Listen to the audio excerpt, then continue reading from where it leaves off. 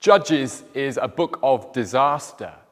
Disaster that seems to cycle round and round and spiral down and down. But before you read the very first verse of Judges, it would help you to read the last verse of Judges. In those days, Israel had no king. Everyone did as they saw fit. What explains this story of disaster that cycles round and round and spirals down and down? Everyone did as they saw fit, not as God said, which we call sin. The book of Judges effectively charts the Canaanization of Israel. God's people are living in the land of Canaan, but bit by bit, slowly by slowly, becoming like the people of Canaan. And it makes for ugly reading.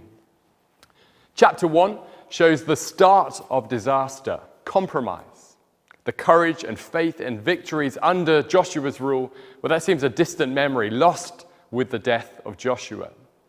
Instead, what characterizes this new generation of Israelites? Unbelief, distrust of the power and the promises of God. Chapter 2 then introduces a cycle of disaster, which will become pretty familiar as you read through the book. First, there's rebellion. Israel rejects their God and replaces him with the gods of the nations. Then there's retribution. God righteously punishes his people, handing them over to the nations to learn their lesson. Then there's rescue. God graciously rescues Israel from the nations by raising up for them judges. Now, we're not to think judges, law courts, wigs, and gavels. We're to think leaders, rescuers, saviors for the people. Rebellion, retribution, rescue, on repeat. And it's a cycle that just reminds us that as we read our Bibles, we are not the heroes. Every time it is God who's the hero. Well, chapters 3 through 16 pick up on that and depict the spiral of disaster as it goes down and down.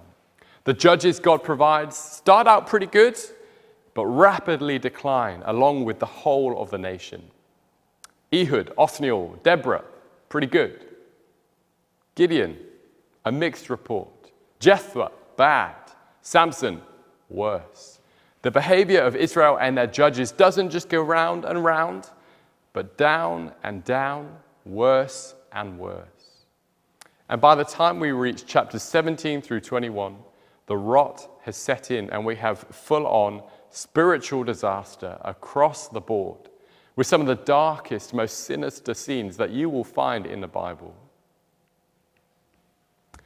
Now, the book of Judges is a book of disaster, hammering home the problem. Everyone did as they saw fit.